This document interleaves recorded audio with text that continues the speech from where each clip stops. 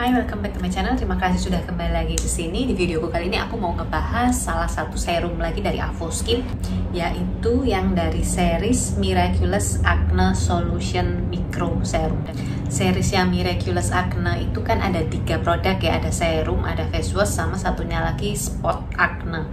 Aku cobain yang serum sama face washnya, nanti next time aku bahas face washnya. Kalau yang spot acne-nya aku nggak cobain sih, aku emang nggak terlalu sering atau nggak terlalu suka nyobain spot sih, karena spot itu kan cuman di area tertentu aja, dan kita waktu pakai spot biasanya nggak pakai skincare lain, makanya aku anggap acne spot itu agak ngerepotin sih, kecuali kalau emang darurat butuh banget ya. Tapi kalau enggak, biasanya aku lebih suka produk yang memang kayak serum gini, jadi langsung aja sekalian pakai area satu wajah kena semua, lebih efektif menurutku daripada total satu area gitu. Oke, langsung aja aku mau bahas dulu dari segi packagingnya. Ini datang dengan dus ya, warnanya sama coklat seperti ini. Avoskin yang series retinol sama series yang satunya Miraculous retinol sama satunya Miraculous apa itu aku lupa, aku udah bahas semua, warnanya sama semua ya. Cuman kalau yang ini dia serumnya, botolnya tuh agak ramping, kalau yang satunya yang retinol sama yang satunya kan agak gendut-gendut kan botolnya. Ini isinya cuma 20 ml, jadi lumayan dikit sih menurutku, lumayan cepet habis juga waktu aku pakai. Kalau ini pipetnya sendiri, aku kok agak kurang suka ya sama pipetnya. Aku nggak tahu ini aku dapetnya yang emang kurang bagus atau semuanya sama. Soalnya pipetnya di aku agak kayak bleber-bleber gitu. Jadi waktu dikeluar masukin gitu dia agak bleber-bleber di sekitarnya. Terus waktu nguarinya juga kok nggak semudah pipetnya punya Avoskin yang lainnya lah menurutku. Jadi waktu dia diambil gitu ataupun dikembalikan, dia bleber-bleber di tepinya, agak-agak kayak, aku nggak tahu ya, apa emang punya aja yang pas kebetulan dapet yang jelek gitu, nggak tahu. Tapi di aku agak kurang suka untuk pipetnya ini tadi.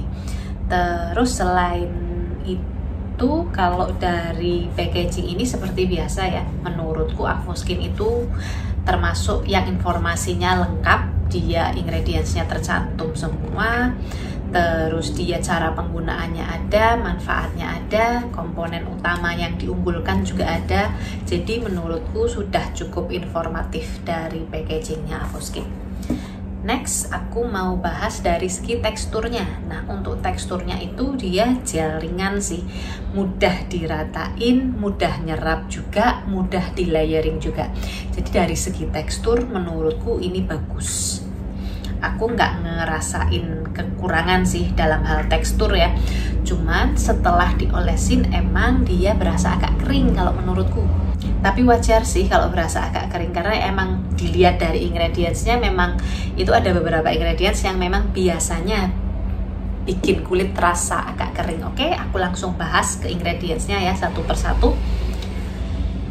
Tapi aku akan bahas agak cepetan aja. Yang pertama ada aqua. Biasa ya, jadi serum ini water base, kemudian ada propanediol sebagai pelarut, next ada butylene glycol sebagai humectant, terus ada poliakrilat cross polymer ini sebagai viscosity control, jadi yang mengontrol kekentalan dari serum ini. Next ada Acacia Senegal Gum, ini thickening agent yang biasanya dikombinasikan dengan santan gum, jadi pengental. Terus ada salicylic acid itu BHA ya, yang berfungsi untuk mengatasi jerawat. Di sini salicylic acidnya itu ada 1,5%. 1,5% itu bukannya maksimal sih, biasanya rata-rata 2% ya, aku biasa pakai 2%, jadi ini 1,5% tuh agak di bawah yang biasa aku pakai lah. Terus ada zinc PCA emang biasanya dikombinasikan untuk mengatasi jerawat juga, ini bisa mengontrol produksi minyak dan menghambat pertumbuhan bakteri jerawat. Sementara PCA nya tuh termasuk ke NMF, jadi dia membantu proses hidrasi atau melembabkan. Next ada Gaultheria procumbens leaf extract, ini sebagai perfuming. Ada Camellia sinensis extract, perfuming juga. Terus ada Kaempferia galanga root extract, ini sebagai skin conditioning. Next ada chlorphenazine, ini preservatif, biasanya dikombinasikan dengan phenoxyetanol sebagai antibakteri atau sebagai pengawet. Next ada polyglutamic acid, ini sebagai humectant. Terus ada Albatherus confluens extract, ini ekstrak mushroom itu jamur ya, dia berfungsi sebagai humectant atau pelembab. Next ada sulfur itu anti akne, antibakteri. Biasanya sulfur ini ada baunya sih, jadi mungkin nggak banyak skincare yang menggunakan anti akne yang menggunakan sulfur ya sekarang ini, karena dia kan baunya termasuk kurang enak. Masih ada ingredients lain seperti BHA dan lain-lainnya, salicylic acid itu tadi. Nah, cuman memang di sini ternyata waktu aku cek ingredientsnya dia mengkombinasikan salicylic acid sama sulfur.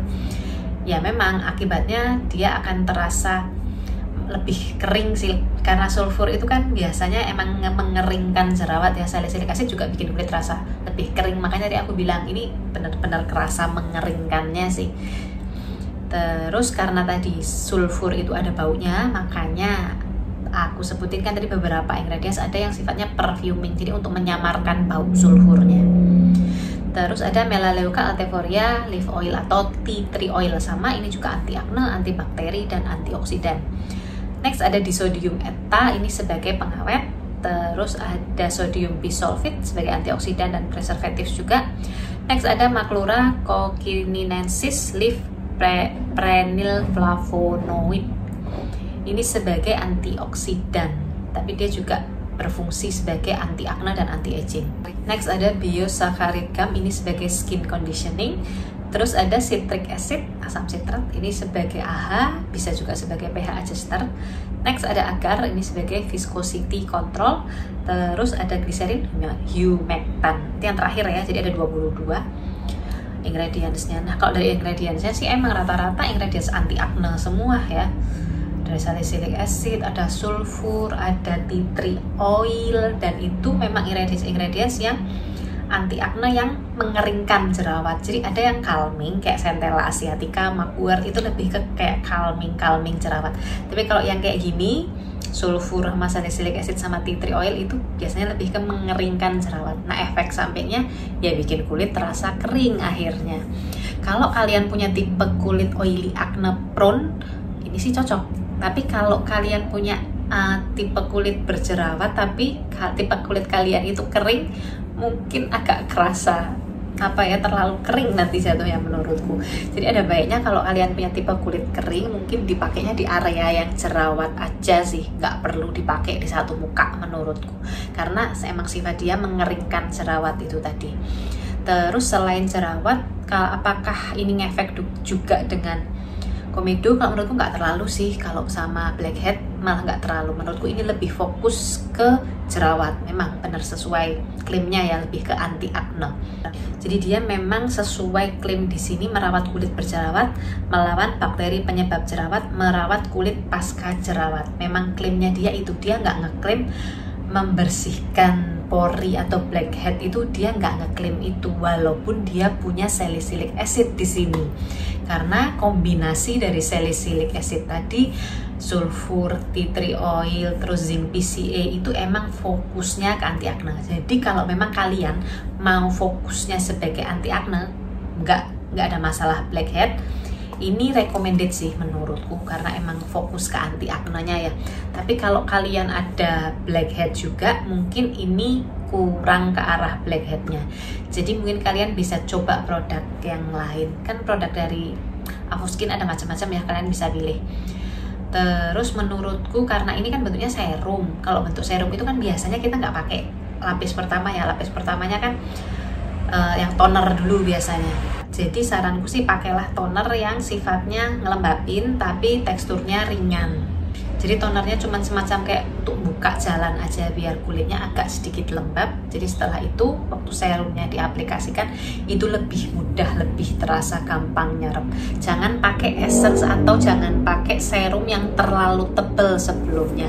Nanti ini nggak akan kerasa nyerap di area-area jerawat itu tadi dia nggak akan terasa mengeringkan kalau udah dilapisi macam-macam skincare sebelumnya. Jadi agak-agak diperhatiin ya masalah layering-nya itu tadi, karena ini dalam bentuk serum sebaiknya tonernya pakai yang ringan aja. Habis pakai toner ringan langsung pakai serum ini, karena memang kan rangkaian series ini nggak ada tonernya kan, jadi kan kalian harus pilih toner sendiri. Jadi itu saranku sih, pilih toner yang ringan kayak air lah, pokoknya yang lembabin sedikit aja, jadi kayak buka jalan aja intinya. Tapi setelah itu nggak usah terlalu banyak layering, langsung pakai serumnya. Terus untuk moisturizernya, saranku pakai moisturizer yang sifatnya melembabkan ya, melembabkan dan mengunci kelembapan, karena ini kan udah agak berasa bikin kering. Jadi pakailah moisturizer yang memang benar-benar kalian biasa pakai dan itu melembabkan atau yang mengkalmingkan. Kalau aku suka moisturizernya yang kayak sleeping mask yang mengandung centella itu, karena dia tadi udah agak mengeringkan kan, jadinya dikasih sleeping mask yang dalam kandungan centella gitu, dia lebih calming, kulitnya lebih nyaman lah rasanya. Jangan pakai moisturizer yang